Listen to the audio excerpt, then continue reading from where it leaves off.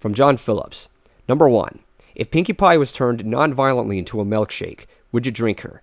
Hell no. She probably wouldn't taste that great considering that she was originally a pony. Number 2. Do you enjoy the Sonic the Hedgehog video game series? Of course I do. That's also where I got my username from. But specifically, I love the Genesis series the most. The concept was original back then, and to this day, Sonic 3 and Knuckles are some of my favorite video games of all time. Number 3. What is the most extreme, violent, despicable, cruel, or heartless thing you would ever do for a Klondike bar? Everybody be cool, this is a robbery! Any of you fucking pricks move! And I'll execute every motherfucking last one of you! From Silver Mane. What do you think is the worst possible outcome of Season 4? Well, there's a number of things that I disagree about, but I think the worst is if it loses a lot of potential and the quality begins to drop. There's no specific answer right there. From Red Court Player. Will you be doing reviews of other shows such as Dan vs. Littlest Pet Shop along with the newer animated series Teen Titans Go? I've had some thought about it, but I've been a little iffy about it as well because I don't want to lose track of what I'm originally reviewing. But since the show's on a break for a while, it is a possibility. Sadly, though, I have had no interest in watching Teen Titans Go because I have not watched the original Teen Titans, nor do I have any interest in it. From Cat Kins. If MLP was not as great of a series as it is, would you have ever gotten into it? If you had not gotten into the series, what do you think you would have been into? Before I got into the fandom, I was into movies, but specifically I love the hell out of Legend of the Guardians.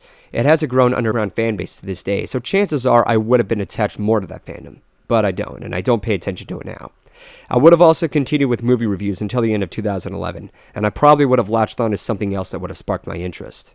From Sean Wickham Official. Number 1. What made you decide to dedicate your channel mainly to pony-related content? It came unexpectedly, actually. I intended to continue with film reviews, which is primarily why I chose not to review all of Season 2 episodes, but FIM became such an overwhelming phenomenon that it couldn't be ignored. So during 2012, I was spending a lot more of my time in the fandom. Number 2. Can we expect to see other reviews from you, such as your movie reviews? I've had some thought about getting back to reviewing movies, but if I were to do so, it would be a lot more occasional than frequently. At one point, I wanted to stop due to a lack of motivation and my issues with the Academy and the other critics out there. Roger Ebert was an exception, though, and may he rest in peace. But maybe. I don't know where I'll go if I go back to doing movie reviews. From Law of the Fire. Where did you get the name GoldenFox 17? I got the name from Tails and Sonic the Hedgehog when I was playing the Genesis at 16. I never grew up with the series before, so it became an obsession to me at one point, and Tails became my favorite character to play as. The 17 was a reference to my age back then when I was registering through different kinds of websites, even though I turned 18 a few months after registering on YouTube. From Buck Brony. What are your thoughts on the Nostalgia Critic review since he came back? I have a bit of a mixed bag with his newer works, but the best part of them is how in-depth they are at times. One of which was his review of Cat in the Hat, where he made a speech near the end about how demographics are not a matter of what entertains the audience, but by how one perspective of storytelling can impact all, as demonstrated by Seuss himself. Some people expect too much, and some people expect things differently, so really you can't entertain everyone with what they want. He could have just made another typical review where he just interrogates it, but he instead went into depth, and figuratively speaking of course, slaps the executives in the face on how a movie should be made. I also enjoyed his editorials where he talks about modern culture, such as the Twilight franchise, and justifying people's reactions to it. Unfortunately, some of his other reviews are a little too routine still, and I think the biggest part is that his reviews can be a little too theatrical, and they can be very distracting. His review of Pearl Harbor was the biggest example. Number 2. What is your favorite MLP episode? I was asked this before, but choices change over time, so I might as well answer again. I don't have a favorite episode directly, but to narrow everything down, I'd have to say it's a tie between either A Canterlot Wedding and Hurricane Fluttershy. From Jacob Baker. Number 1. What non-MLP media and what genre of that media do you enjoy the most? I mostly enjoy Disney animation, video games of older consoles, different kinds of movies in general, and I enjoy listening to classic rock. I used to be into movies back then, but not as much. Genre-wise, I just watch anything with an open mind. Number 2. What are your friends' and family's opinions of MLP and bronies, and what are your opinions before watching the show yourself? I never showed my parents the show itself, just the fact that I'm into MLP and they don't mind. I wouldn't go to the trouble of having them watch it either because I don't like to be forceful on them. As far as my impression of the show goes at first hand, I was only skeptical about it by the viewers' reactions, but at the same time, I was intrigued because of the animation and art style. It was very reminiscent of the Powerpuff Girls. Obviously, that couldn't be any more coincidental. Even though I said before that I wasn't too keen on the show, I at least admired the art style at the time. Aside from that, though, the demographic is what held me back. Number 3. Which of the main 6 pets are your favorites? It's a tie between Gummy and Tank. Tank shares a hilarious connection with Dash, even though it's for a small episode. And Gummy is just hilarious since Pinkie Pie owns an alligator for a pet. Otherwise known as the voice of reason, Hemno24 asked the first question. Who is your favorite and least favorite writer of MLP FIM? My favorite writer of the series is Cindy Morrow for writing some of the most socially in-depth episodes like Hurricane Fluttershy and Sister Who's Social. A lot of her episodes have spoken to me personally, especially those two. She is also the one who I thank for Winter Wrap-Up, which is not only one of my favorite songs of the whole show, but also the episode itself. My least favorite, on the other hand, narrows down to Meriwether Williams. Yeah, it's cliche and I know she's trying, but aside from the mysterious ne'er-do-well, a chunk of her episodes have so much wasted potential.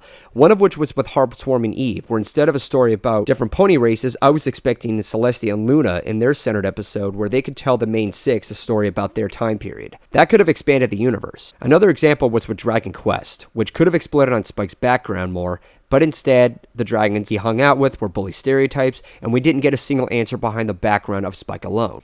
Number 2. Do you prefer DC or Marvel? I'm going to have to say Marvel, because while DC is a lot to respect, as they're the ones that introduce superheroes, Marvel has more exciting characters in their arcs. From Thomas Fan 3751. Number 1. What was it like reviewing Cars 2 with the Toon Critic? It was a little weird at first because I wasn't exactly sure what the hell I was supposed to do. All I knew is that we were exchanging thoughts to one another. But in the end, I was glad to make it all work out. Number 2. Any favorite characters from Friendship is Magic? You're welcome to choose more than one if possible. Well, the main 6 are always in my top priority, but outside of that are Princess Luna, Sakura, and Derpy. From BAwesome12. Have you heard of the Object Show on YouTube like Inanimate Insanity, where DigiBrony did a voice of one character, and BFDI? I'm afraid not, I've never even heard of them. From Villain197. Will you be attending BronyCon this year? I've had some thoughts about saving up and making it a reality. When I was at Equestria LA, I asked a few people like Saberspark and the Wilsonator for a word of advice. But in the end, as it's all narrowed down, it's a lot of money to save up for. $70 for a ticket, over $400 for a few days to set up a hotel reservation, and over $600 for a round flight travel from where I live all the way to Baltimore. And on top of that, more money is needed for food and possibly souvenirs, which are possibly expensive. That's almost up to $2,000 worth of savings. And from the conditions I've been in, especially when the year started and I was poorly paid, it's impossible to save up at this point. The convention's a few months away and there's little to no time to save. I desperately want to go, but that's life. From XX Minto Star XX. Number 1. Did you ever play Sonic growing up, and have you ever compared them to any TV series like I did with Sonic X and Sonic Adventures? No, I didn't grow up with it. I started playing with the games at a much older age. And the only comparisons I made were Sad AM with the Genesis series. Number 2. What do you think of the new Mario games nowadays? Do you think it should be like the classic style again? Yes, but in a 3D gameplay environment. While the new Super Mario Bros. Series was on the right track, it's still a side-scroller. Super Mario 64 had it close, and then Sunshine arrived for the GameCube, and I lost hope for the later consoles. Seriously, Nintendo, give us a fire flower, shell throwing, and a cape in a 3D gameplay environment. I'm sorry, I'm getting too carried away here. Next question. From Darth Azure Kite. Number 1. What are your thoughts on fanfiction? I'm just not a fan of it. I firstly am a slow reader and I get very impatient when it comes to storytelling in general. I secondly get stuck under the impression that fanfics are always based on one's theory about how out of the many people have when it comes to a franchise. Thirdly, with those theories, a good amount of people love making their own characters to a Mary Sue figure without any hesitation. Or at least that's how it's satirized most of the time. Number 2. What fanfictions have you read? There's 2 I've read entirely from FIM, and they were Cupcakes and Yours Truly. There's many others I have checked out, but I never finished them. Number 3. Humans in Equestria, and your thoughts on them.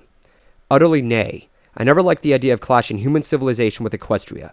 It's better off getting your mind off the human imagery and being into something else for once. I mean, how would you feel if The Lion King had people in it all of a sudden? It just feels out of place. Hell, in Bambi, while there was a human mentioned, a film never showed any imagery of him, and the rest of the movie was an all-animal cast, and it was still an entertaining movie even to this day.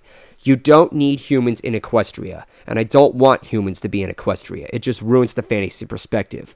Now, I know some of you would ask me about Equestria Girls, but because it's a different time dimension, that's irrelevant. Okay, from Ceramic Dread 360. Number 1. How did you become a brony? I saw a video entitled Ponycraft 2 when I was browsing through dorkly.com, then a few YouTube poops at the time, one of which was a set of goofball expressions with a Microsoft voice while Super Mario Bros. 2 was playing in the background. I don't remember what the name of the video was exactly, but I digress. I then discovered that a lot of people at the time were giving positive feedback on the show. So with much curiosity and temptation, I watched the show and admitted that I liked it, and the rest was history. I have more detailed information, but I don't want to use too much time here since there are more questions to run down the line. Number 2. What is your favorite aspect of MLP? Well, aside from the creative merits of the fandom, I love the whole commitment where you're free to step out of your gender role and like something you want to like instead of society holding you back for once. Number 3. Is there anything you like more than MLP? Classic rock, jamming with music, retro video gaming, and some of which I haven't gotten into in ages, drawing, and some occasional outside activities such as bike riding or snowboarding, which I actually haven't done in eons.